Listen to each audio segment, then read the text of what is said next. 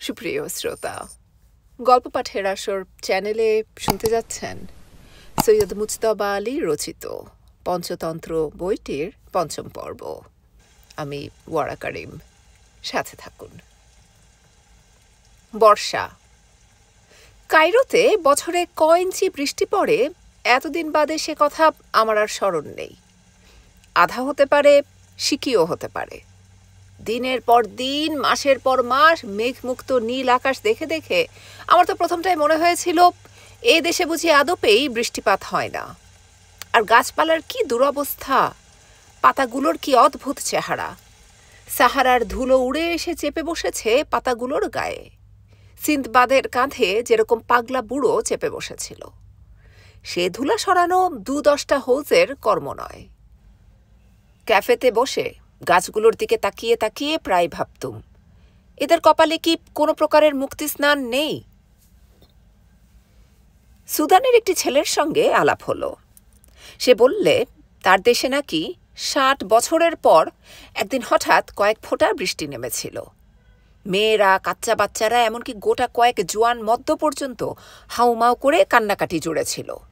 আকাশ টুকরো টুকরো হয়ে আমাদের ঘাড়ে ভেঙে পড়ল গো। আমরা যাব কোথায়? কিয়ামতের মানে মহাপ্রলয়ের দিন এসে গেছে। সব পাপের তওবা মাংবার সময় পেলুম না। সবাইকে যেতে হবে নরকে।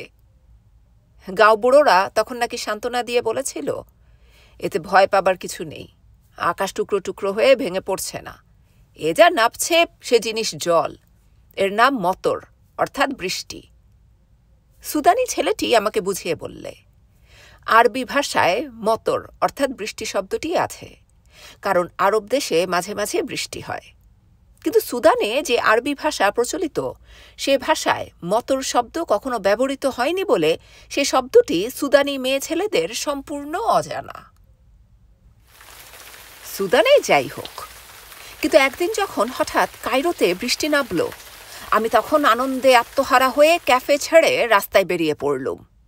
বিরহী যক্ষ যেরকম ২ বাহু প্রসারিত করে উত্তরের বাতাস আলিঙ্গন করেছিল, আমি ঠিক সেই রকম ঝড় নেমে আয় বেসুরা বেতালা করে গাইলুম, আর আমার জব্বা জাব্বা যে ভিজে কাঁই হলো সে কথা বলাই বাহুল্য। বৃষ্টি না থামার পূর্বেই ফিরে এলুম পাড়ার ক্যাফেতে। সবাইকে বোঝাবো বাংলাদেশে কিরকম অদ্ভুত বর্ষা নামে, তার কি অপূর্ব জৌলুস। দেখি আড্ডার সদস্যরা কেউ আধ ভেজা, কেউ ৬ আনা ভেজা, কেউ ২ আনা। আমাকে দেখা মাত্র সবাই তো মার মার করে তেড়ে এলো। আরে বুঝেই বলো না কি ব্যাপার, চড়ছ কেন? সবাই একসঙ্গে কথা কয়। কি মুশকিল। ভাবখানা অনেকটা, এই ড্যাম নুইসেন্স বৃষ্টির প্রশংসা আমি রাস্কাল ইন্ডিয়ান কেন এতদিন ধরে করে আসছি, আর দ্যাট পোয়েট ট্যাগর, যার নামে আমি অজ্ঞান, সেই বা এই বৃষ্টির নামে এত কবিতা লিখল কেন? স্যুট বরবাদ হয়ে গিয়েছে। হিম লেগে কেউ হাঁটছে, কেউ কাঁদছে, কেউ বা পিছলে পড়ে হাত ভেঙে ফেলেছে। আর সবচেয়ে মারাত্মক খবর, পাউলুসের বান্ধবী বৃষ্টির জন্য আসতে পারেনি বলে পাউলুস মর্মাহত হয়ে পটাশিয়াম সায়ানাইডের সন্ধানে বেরিয়ে গিয়েছে। মহা মুশকিলে পড়লুম। জুৎসই কি উত্তর দিই? মৃচ্ছ কটিকায় বসন্ত সেনা বৃষ্টিতে ভিজে যখন চারু দত্তের সামনে উপস্থিত হয়েছিলেন, তখন যে কাব্য সৃষ্টি হয়েছিল তার বর্ণনা এদের সামনে এই বেমক্কায় পেশ করলে এরা আমাকে খুন করবে। মেঘদূতের বয়ান এদের সামনে গাইতে গেলে এরা আমাকে জ্যান্ত পুঁতে ফেলবে। তাই ভাবলুম কার্ল মার্কসের স্মরণ নেওয়াই প্রশস্ত। অর্থনৈতিক কারণ দেখালে এরা হয়তো মোলায়েম হবে। বললুম, বৃষ্টি না হলে গাছপালা, গম, ধান গজাবে কি প্রকারে? সবাই আমার দিকে এমনভাবে তাকালে যেন আমি বেহেড মাতাল অথবা বদ্ধ উন্মাদ। মিশরে পাগলা উটের কামড় খেয়ে বহু লোক মতিচ্ছন্ন হয়ে যায় বলে এরা পাগলকে কিভাবে শায়েস্তা করতে হয় সে কথা বিলক্ষণ জানে। রমজান বলল, কায়রো শহরের ভিতর কি জব গম ফলে যে এখানে বৃষ্টির প্রয়োজন? জব গম ফলে গ্রামাঞ্চলে, সেখানে বৃষ্টি হোক না, কে বারণ করছে? কিন্তু শহরের ভিতরে কেন? শরীফ মুহাম্মদ বলল, সেখানেই বা বৃষ্টি হবে কেন? আমাদের গম ধান ফলে নাইলের জলে। এই যে বৃষ্টি কখন আসে কখন আসে না তার তো কিছু ঠিক ঠিকানা নেই। এর উপর নির্ভর করলে মিশরীদের আর বাঁচতে হতো না। আমি কি উত্তর দেব ভাবছি। এমন সময় গ্রিক সদস্য পাউলুস ফিরে এসে ঝুপ করে একটা চেয়ারে বসে টেবিলে মাথা রেখে নিঃশব্দে চোখের জল ফেলতে আরম্ভ করল। আমার সঙ্গে তর্কাতর্কির কথা সবাই ভুলে গিয়ে পাউলুসের চতুর্দিকে ঘিরে দাঁড়ালো। কি হয়েছে, কি ব্যাপার? অনেক ঝুলোঝুলির পর পাউলুস মাথা না তুলেই ফুঁপিয়ে যা বলল তার অর্থ, মেঘ আর বৃষ্টিতে তার বান্ধবীর বিরহ বেদনা তাকে কাবু করে ফেলেছে। এই যন্ত্রণা সে সইতে পারবে না। পটাশিয়াম সায়ানাইড রেশনড হয়ে গিয়েছে। মৃত্যুর অন্য কোনো প্রশস্ত পন্থা আড্ডা যদি তাকে না বাতলায় তবে ইত্যাদি। আমাকে তখন আর পাইকে হুঙ্কার দিয়ে বললুম, ওরে মূর্খের দল, জীবনের সবচেয়ে বড় সত্য বিরহ। আর বিরহ কারে কয় সে কথা কি করে জানবি মেঘ না জমলে, বৃষ্টি না ঝরলে? আর শেষ তত্ত্ব কথা, কবিতা কি করে ওতরাবে বিরহ বেদনা যদি মানুষকে পাগল করে না তোলে? আজও ভাবি আমাদের পদাবলী, জয়দেব, কালিদাস, শূদ্রক যে বিরহ বর্ণনা রেখে গিয়েছেন তার সঙ্গে তো অন্য কোনো সাহিত্যের বিরহ বর্ণনার তুলনা হয় না। তার একমাত্র কারণ আমাদের বর্ষা। জিন্দাবাদ হিন্দুস্তানি বর্ষা।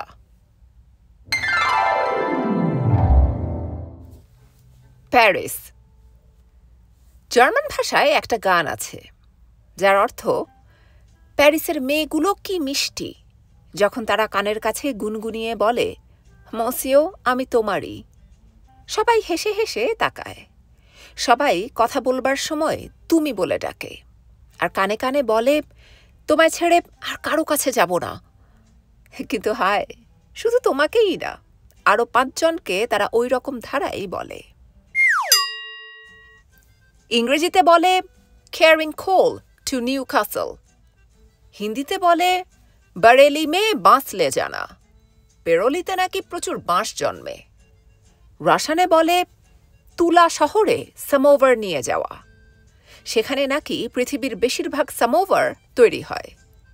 গুজরাতিতে বলে ভরা কলসি নিয়ে নদীতে যাওয়া। এবং ফরাসিতে বলে প্যারিসে আপন স্ত্রী সঙ্গে নিয়ে যাওয়া। ফরাসি প্রবাদটি মুখরোচক, কিন্তু প্রশ্ন, সত্যই কি প্যারিস সুন্দরীরা বড্ডই দিলদরিয়া? উপরের গানটাতে তো খানিকটে হদিশ পাওয়া গেল। তবু কেন তামাম ইউরোপবাসীর সুখস্বপ্ন অন্তত একবারের মতো প্যারিসে যাওয়া?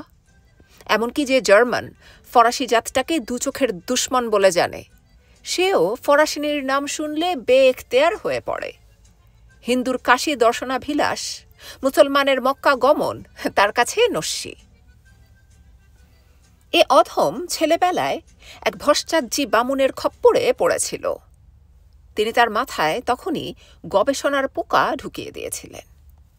কাজেই প্যারিসে নেমেই ভাবলুম, সত্য কোন হিরণময় পাত্রে লুকায়িত আছেন তার গবেষণা করতে হবে, এবং তার নির্যাস আজ আপনাদের কাছে নিবেদন করব। এই নির্যাস বানাতে আমাকে বিস্তর কাঠখড় পোড়াতে হয়েছে। প্রথমত, প্যারিসের মেয়েরা সুন্দরী বটে। ইংরেজ মেয়ে বড্ড ব্যাটামুখ, জার্মান মেয়েরা ভোঁতা, ইতালিয়ান মেয়েরা অনেকটা ভারতবাসীর মতো, মানে তাদের জন্য ইউরোপে আসার কি প্রয়োজন? আর বলকান মেয়েদের প্রেমিকরা হার ওয়াক্তি মারমুখ হয়ে আছে, মানে প্রাণটা তো বাঁচিয়ে চলতে হবে। তার উপর আরও একটা কারণ আছে, ফরাসি মেয়ে সত্যি জামা কাপড় পরার কায়দা জানে, অল্প পয়সায়, অর্থাৎ তাদের রুচি উত্তম। তা না হয় হলো, কিন্তু সুন্দরীরাই যে সবসময় চিত্তাকর্ষণ করেন তা তো নয়। যেসব দেশে কোর্টশিপ করে বিয়ে হয় সেসব দেশে দেখেছি মেলা সুন্দরীর বর জোটেনি, আর তার সাদামাটা মেয়ে খাপসুরত বর নিয়ে শহরময় দাবড়ে বেড়াচ্ছে। তবে কি মানুষ প্রেমে পড়ার বেলায় সুন্দরী খোঁজে আর বিয়ে করার সময় অন্য বস্তু? তবে কি প্রেম আর বিয়ে ভিন্ন ভিন্ন শিরোপীড়া হবেও বা? তবে এ কথা অস্বীকার করার জো নেই, ফরাসি মেয়েরা আর 5টা দেশের মেয়েদের তুলনায় ঢের বেশি বিদগ্ধ। গান বোঝে, সাহিত্য নিয়ে নাড়াচাড়া করে, নাচতে জানে, ওয়াইনে বানচাল হয় না, অপ্রিয় সত্য এড়িয়ে চলে, পলিটিক্স নিয়ে মাথা ঘামায় কম, এবং জাত ফাত সাদা কালো দেশি বিদেশি সম্বন্ধে সম্পূর্ণ সংস্কার বিবর্জিত। ভালো লেগেছে তাই। হামেশাই দেখতে পাবেন দেবকন্যার মতো সুন্দরী ফরাসিনী যমদূতের মতো বিকট হাবশির সঙ্গে সগর্বে সদম্ভে যত্রতত্র ঘুরে বেড়াচ্ছে। ছেলেটার সঙ্গে আলাপ করে দেখবেন, নাচে খাসা, গান গায় তোফা, ছবি দেখলেই বলতে পারে কোন নম্বরই, আর ডাক্তারি পড়ে বলে এর ব্যান্ডেজ ওর ইঞ্জেকশন হামেশাই বিন ফিতে করে দেয়। জার্মান মেয়ে বিদেশিকে প্রচুর খাতির যত্ন করে, প্রেমে পড়ে ফরাসিনীর চেয়েও বেশি, কিন্তু তৎসত্ত্বেও আপনি চিরদিনই তার কাছে আউসল্যান্ডার মানে আউটল্যান্ডার বা বিদেশি থেকে যাবেন। কিন্তু ফরাসিনীর মনে অন্য ভাগাভাগি। তার কাছে পৃথিবীতে দুই রকম লোক আছে, কালচার্ড আর আনকালচার্ড। ফরাসি বিদেশি এই দুই স্পৃশ্য অস্পৃশ্য বাদ বিচার তার মনে কখনো ঢোকে না। আপনি দিব্য ফরাসি বলছেন, ফ্রান্স আপনি পড়েন, রোদাঁকে ভক্তি করেন, সোঁপার রস চাখতে জানেন, বর্দ বার্গেন্ডি সম্পর্কে ওকিবহাল, ব্যাস তবেই হলো।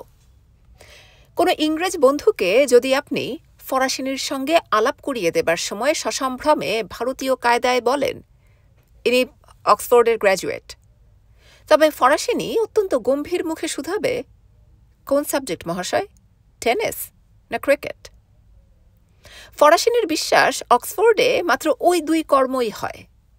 ভাগ্যিস প্যারিসিনী জানেন না ভারতবর্ষে কিছুই হয় না, কাজেই আপনাকে এরকম ধারা প্রশ্ন কেউ জিজ্ঞেস করবেন না। কিন্তু ফরাসিনীর সবচেয়ে বড় গুণ, সে ভণ্ডামি করতে জানে না। আর সব শহরে যা হয় প্যারিসেও তাই হয়, কিন্তু ফ্রান্সের লোক ঢেকে চেপে রাখবার চেষ্টা করে না। যদি কোনো জিনিস চেপে যায় তবে সেটা দৃষ্টিকটু রুচিবিরুদ্ধ বলে, নিজেকে ধর্মপ্রাণ নীতিবাগীশ বলে প্রচার করার জন্য নয়। অর্থাৎ ফরাসিনীর কাছে টেস্ট বা রসবোধ মরাল বা নীতিবোধের চেয়ে বহুত বেশি বরণীয়।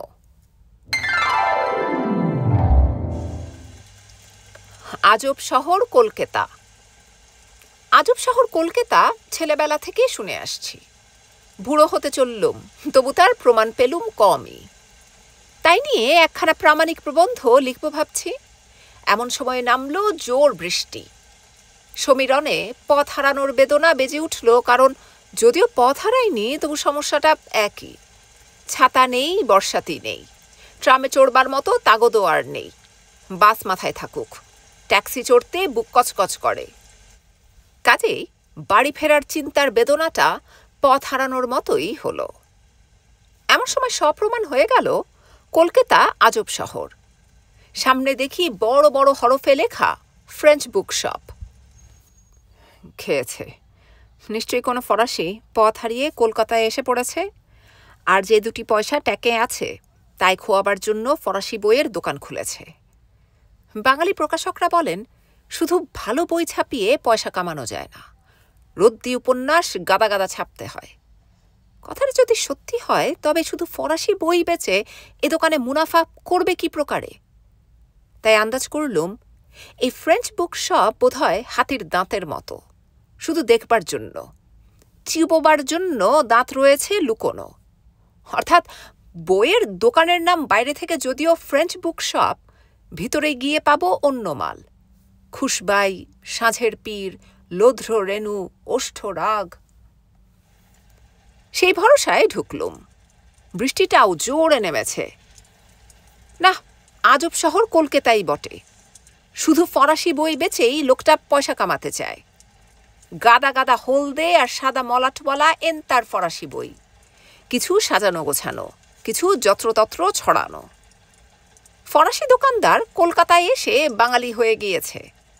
বাঙালি দোকানদারেরই মতো বইগুলো সাজিয়েছে টাইপরাইটারের হরফ সাজানোর মতো করে। অর্থাৎ সিজিলটা যার জানা আছে সে চোখ বন্ধ করে ইচ্ছে মতো বই বের করে নিতে পারবে, যে জানে না তার কোমর ভেঙে 3 টুকরো হয়ে যাবে। ফুটফুটে এক মেম সাহেব এসে ইতিমধ্যে ফরাসি হাসি হেসে দাঁড়িয়েছেন। পরশুরামের কেদার চাটুজ্জেকে আমি মুরব্বি মানি। তারই ভাষায় বললুম, সেলাম মেম সাহেব। মেম সাহেব ফরাসিতে বললেন, আপনার আনন্দ কিসে, অর্থাৎ কি চাই? মেরেছে। ফরাসি ভাষা কবে সেই প্রথম যৌবনে বলেছি সে কথাই স্মরণ নেই, গোটা ভাষাটার কথা বাদ দিন। জার্মান ভাষায় একটা প্রেমের গান আছে যার অর্থ তোমার মুখ বলছে না না, কিন্তু তোমার চোখ দুটি বলছে হাঁ হাঁ। কিন্তু ফরাসি জার্মানির দুশ্মন। জার্মান যা করে ফরাসি তার ঠিক উল্টোটা করাটাই যাত্রাভিমানের কৈবলান্দ বলে ধরে নিয়েছে। তাই মেম সাহেব যতই মুখে ইয়েস ইয়েস বলেন, ততই দেখি তার চোখে স্পষ্ট লেখা রয়েছে না, নো। অর্থাৎ মেম সাহেব আমার ইংরেজি বুঝতে পারছেন না। মহা মুশকিল। হঠাৎ কখন ফরাসি রাজদূত মসিও ফ্রাঁসোয়া পঁসের নাম উচ্চারণ করতে গিয়ে বোধহয় কিছুটা ফরাসি বেরিয়ে পড়েছিল। আর যাব কোথা, মেম সাহেব আদেশ দিলেন, মসিও, ফরাসিতে কথা বললেই পারেন। বাঙালি যাত্রাভিমানে বড্ডই আঘাত লাগলো স্বীকার করতে যে যদিও ফরাসি ভাষাটা কেঁদে কুঁকিয়ে পড়ে নিতে পারি, বলতে গেলে আমার অবস্থা ডরনং হয়ে দাঁড়ায়। ভাবলুম দুগ্গা বলে ঝুলে পড়ি। মেম সাহেব যদি কলকাতার বুকের উপর বসে বাংলা এমনকি ইংরেজিও না বলতে পারেন, তবে আমি ফ্রান্স থেকে হাজারো মাইল দূরে দাঁড়িয়ে টুটিফুটি ফরাসি বললে এমন কোন বাইবেল অশুদ্ধ হয়ে যাবে? 10 বছরের পুরনো মরচে ধরা জাম পড়া ছাতি মাথা ফরাসি তান পুরোটার তার বেঁধে বড়জলালের মতো ইমন কল্যাণ সুর ধরলুম। এবং কি আনন্দ, কি আনন্দ! মেম সাহেবও বুড়ো রাজা প্রতাপ রায়ের মতো আমার ফরাসি শুনে কখনো আহা বাহাবা বাহাবা বলেন, কখনো গলা ছাড়িয়া গান গাহো বলেন। এই হলো ফরাসি জাতটার গুণ। হাজারো দোষের মধ্যে একটা কিছু ভালো দেখতে পেলেই প্রশংসায় পঞ্চমুখ হয়ে ওঠে। আমাকে আর পাই কে? আপনাদের আশীর্বাদে এবং শ্রী গুরুর কৃপায় তখন ব্যাকরণকে গঙ্গা যাত্রায় বসিয়ে উচ্চারণের মাথায় ঘোল ঢেলে চালালুম আমার ধেনো মার্কা ফরাসি শ্যাম্পেইন। মেম সাহেব খুশ, আমিও। অতি সযত্নে তিনি আমার বইয়ের ফর্দ টুকে নিলেন। বই আসা মাত্র আমায় খবর দেবেন সে ভরসাও দিলেন। সঙ্গে সঙ্গে 7 সমুদ্র 13 নদীর এপারে বিদেশির সঙ্গে মাতৃভাষায় কথা কইতে পাওয়ার আনন্দে সুখ দুঃখের 2-4টা কথাও বলে ফেললেন। মাত্র 3 মাস হলো এদেশে এসেছেন, তাই ইংরেজি যথেষ্ট জানেন না, তবে কাজ চালিয়ে নিতে পারেন। বইয়ের দোকান তার নয়, এক বান্ধবীর। তার অনুপস্থিতিতে শুদ্ধমাত্র ফরাসি ভাষা এবং সাহিত্যের প্রচার কামনায় দোকানে বসেছেন। তুলসীদাস বলেছেন, পৃথিবীর কি অদ্ভুত রীতি, সুরি দোকানে জেঁকে বসে থাকে আর দুনিয়ার লোক তার দোকানে গিয়ে মদ কেনে। ওদিকে দেখো, দুধওয়ালাকে ঘরে ঘরে ধন্না দিয়ে দুধ বেচতে হয়। বুঝলুম কথা সত্যি। একদিন পৃথিবীর লোক প্যারিসে জড়ো হতো ফরাসি বেচবার জন্য। সে কথা থাক। ইতিমধ্যে একটি বাঙাল ছোকরা দোকানে ঢুকে জিজ্ঞেস করল, কমার্শিয়াল আর্ট সম্বন্ধে কোনো বই আছে কিনা। আমার মনে বড় আনন্দ হলো। বাঙালি তাহলে বেশ খানিকটা এগিয়ে গিয়েছে, ফরাসি ভাষায় কমার্শিয়াল আর্টের বই খুঁজছে। ততক্ষণে আমি একটা খাসা বই পেয়ে গিয়েছি। নুরেনবার্গের মোকদ্দমায় যেসব দলিল দস্তাবেজ পাওয়া গিয়েছিল তাই দিয়ে গড়া হিটলার চরিত্র বর্ণন। হিটলার সম্বন্ধে তার দুশ্মন ফরাসিরা কি ভাবে তার পরিচয় বইখানাতে আছে। এই বইখানার পরিচয় আপনাদের দেব বলে লেখাটা শুরু করেছিলাম, কিন্তু গৌরচন্দ্রিকা শেষ হতে না হতেই ভোরের কাক কা কা করে আমাকে স্মরণ করিয়ে দিলে কলম ফুরিয়ে গিয়েছে। আরেকদিন হবে।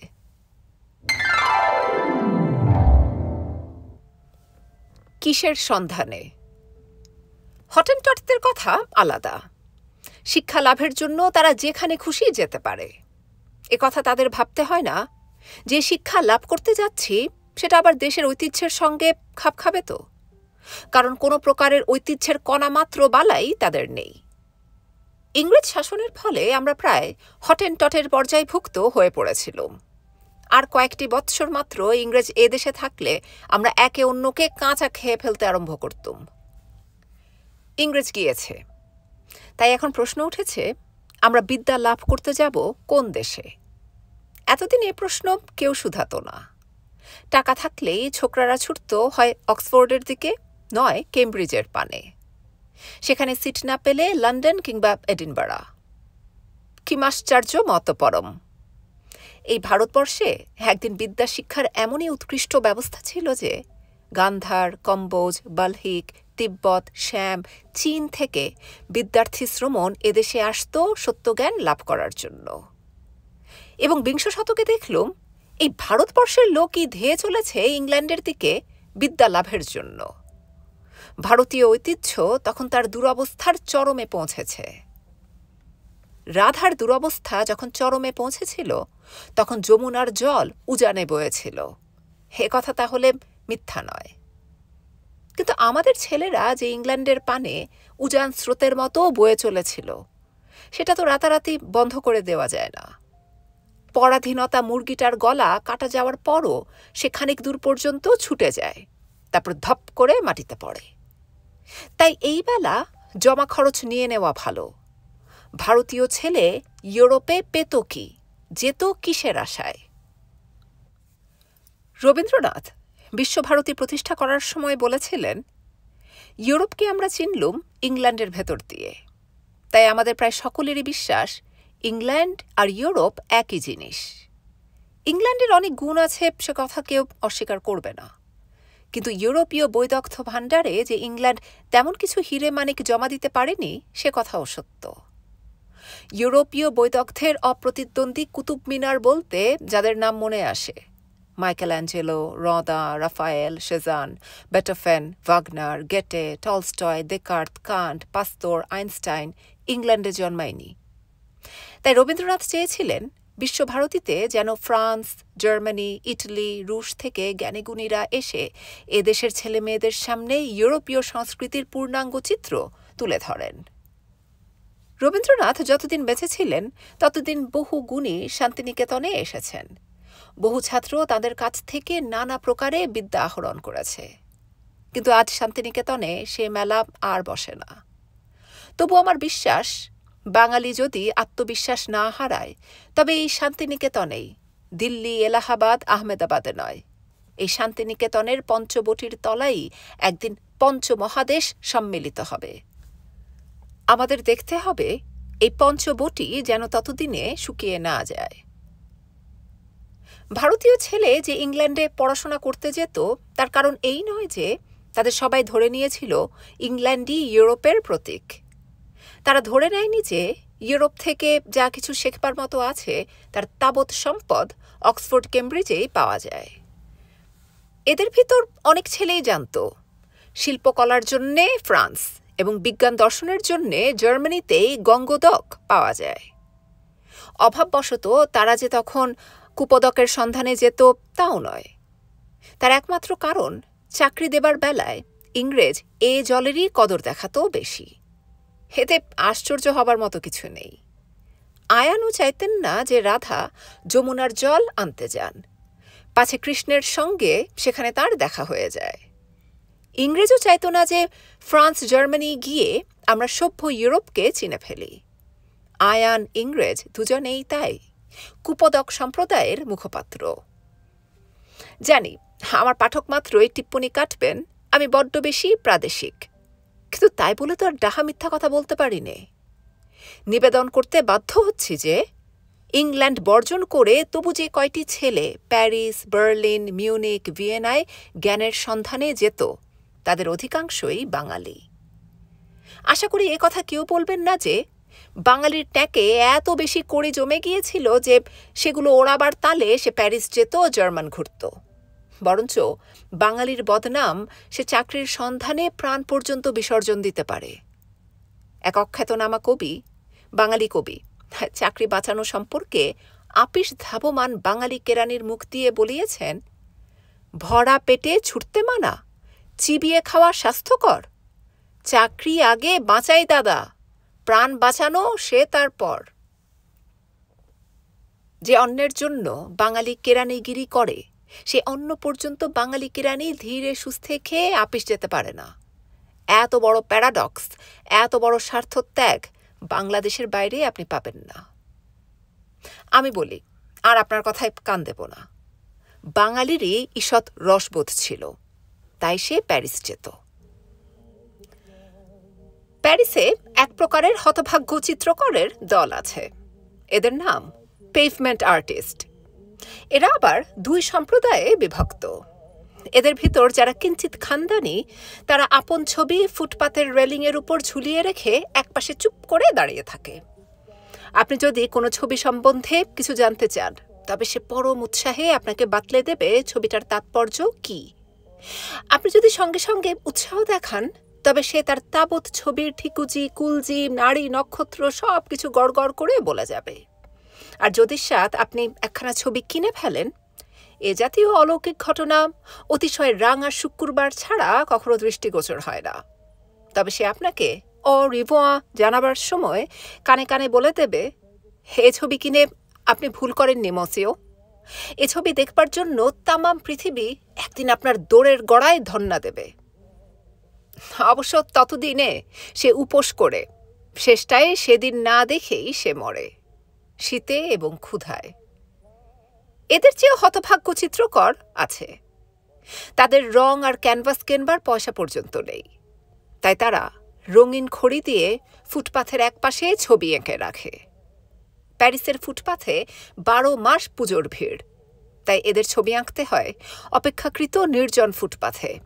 সেখানে পয়সা পাবার আশাও তাই কম। এসব ছবি তো আর কেউ বাড়ি নিয়ে যেতে পারে না, তাই ছবি দেখে খুশি হয়ে কেউ যদি চিত্রকরের হ্যাটের ভিতর, বলতে ভুলে গিয়েছিলাম, হ্যাটটা ছবির একপাশে চিৎ করে পাতা থাকে, হ্যাটের ভিতর 2টি পয়সা ফেলে দেয়, তবে সেটা ভিক্ষে দেওয়ার মতোই হলো। এ শ্রেণীর চিত্রকরেরা অবশ্যই বলে, পয়সাটা ভিক্ষে নয়, পিকচার গ্যালারির দর্শনী। দর্শনী দিয়েছ বলে কি তোমাকে গ্যালারির ছবি বাড়ি নিয়ে যেতে দেয়? হক কথা। এদের যদি বেশি পয়সা দিয়ে বলেন, ওই ছবিটা তুমি আমাকে ক্যানভাস আর রং কিনে ভালো করে এঁকে দাও, তবে সে পয়সাটা সিনের জলে ফেলারই সমান। এ শ্রেণীর চিত্রকরের সঙ্গে বোতলবাসিনীর বড্ড বেশি দহরম মহরম। আকাশ মেঘাচ্ছন্ন বলে মন উদাস হয়ে গিয়েছিল, তাই বেড়াতে বেরিয়েছি আর দেশের কথা ভাবছি। আমার সময় হঠাৎ দেখি ফুটপাথের উপর অলৌকিক দৃশ্য। পদ্মা নদীর গোটা কয়েক ছবি রঙিন খড়ি দিয়ে আঁকা। ছবিগুলো ভালো না মন্দ সে কথা আমি এক লহমার তরেও ভাবলুম না। বিদেশ বিভুঁয়ে দেশের লোক পেলে সে পকেটমার না শঙ্করাচার্য, সে কথা কেউ শুধায় না। বৃষ্টি নামলেই ছবিগুলো ধুয়ে মুছে যাবে। আর্টিস্টের দিকে তাকালুম। শতচ্ছিন্ন কোট পাতলুন, হাতে বেয়ালা, বাঙালি। আমাকে দেখে তার মুখের ভাব কণামাত্র বদলাল না। বেয়ালাখানা কানের কাছে তুলে ধরে ভাটিয়ালি বাজাতে আরম্ভ করল। হাড্ডিসার মুখ, ঠোঁট দুটো অনবরত কাঁপছে, চোখ দুটিতে কোনো প্রকারের জ্যোতির বিন্দুমাত্র আভাস নেই। এক মাথা উস্কো খুস্কো চুল, কিন্তু সবকিছু ছাড়িয়ে চোখে পড়ে তার কপালখানা, এবং সে কপাল দেখে শতই মনে প্রশ্ন জাগে, এরকম কপালি মানুষ বিদেশ বিভুঁয়ে ভিক্ষে মাংছে কেন? তাকে পাশের ক্যাফেতে টেনে নিয়ে যাবার জন্য আমাকে বিস্তর বেগ পেতে হয়েছিল। আমার কোনো কথার উত্তর দেয় না। আমার চেয়ে 1.5 মাথা উঁচু বলে তার দৃষ্টি আমার মাথার উপর দিয়ে কোথায় কোন দূরান্তে গিয়ে ঠেকেছে তার সন্ধান নেই। একবার হাত ধরে বললুম, চলুন 1 কাপ কফি খাবেন। ঝটকা মেরে হাত সরিয়ে ফেলল। আমি নিরাশ হয়ে চলে যাচ্ছি দেখে হঠাৎ হ্যাটটা তুলে নিয়ে আমার সঙ্গে সঙ্গে চলল। পাশের ক্যাফেতে বসে আমি শুধালুম, কফি, চা? মাথা নেড়ে অসম্মতি জানালো। আমি মনে মনে বুঝতে পেরেছিলুম সে কি চায়, কিন্তু সে সম্বন্ধে সম্পূর্ণ নিঃসন্দেহ হবার জন্য চা কফির প্রস্তাব পেড়েছিলুম। শেষটায় শুধালুম, তবে কি খাবেন?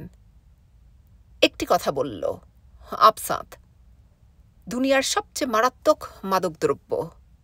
80% তাতে অ্যালকোহল।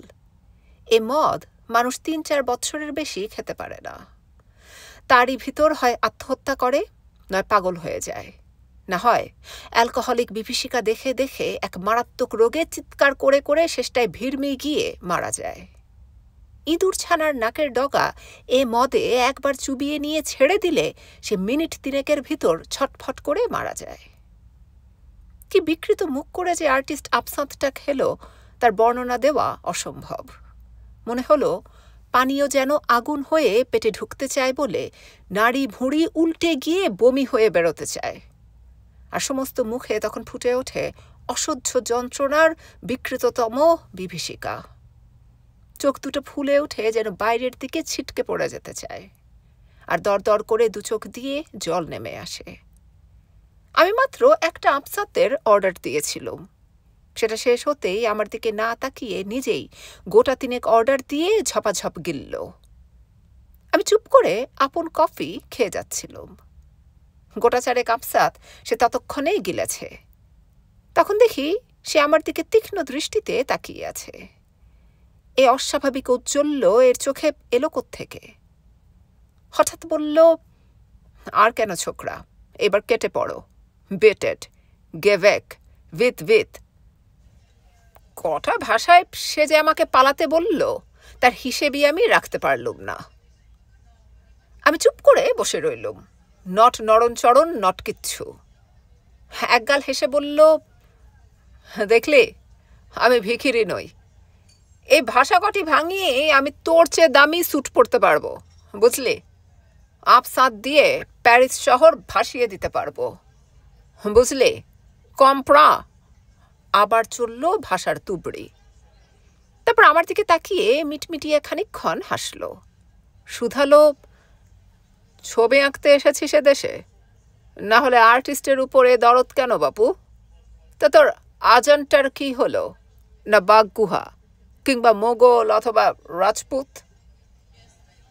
তারপর হঠাৎ হো হো করে হেসে কুটি কুটি, অবনবাবু, নন্দলাল, যামিনী রায়, এনারা সব আর্টিস্ট, কচু। আমি তবু চুপ। বললে, হা, সেজান, রেনোয়া, গোগা, আরিমাতিস, বল না রে ছোকরা। আমি পূর্ববৎ। তবে শোন ছোকরা, এদের কাছ থেকে কিচ্ছুটি শেখবার নেই, তোকে সাফ সাফ বলে দিচ্ছি। আমার কথা শোন, আর্ট জিনিসটা কি? আর্ট হচ্ছে, বলে সে আমায় প্রথমে আর্ট সম্বন্ধে একখানা লেকচার শোনালে। সেই গ্রিকদের আমল থেকে নন্দন শাস্ত্রের ইতিহাস শুরু করে হঠাৎ চলে গেল ভরত দণ্ডিন মনমন ভট্টে। সেখান থেকে গোত্তা খেয়ে নামল টলস্টয়ে। মধ্যিখানে গেটেকে খুব এক হাত নিল। তারপর বদলের, মালার্মে, শেষ করল জেমস জয়েসকে দিয়ে।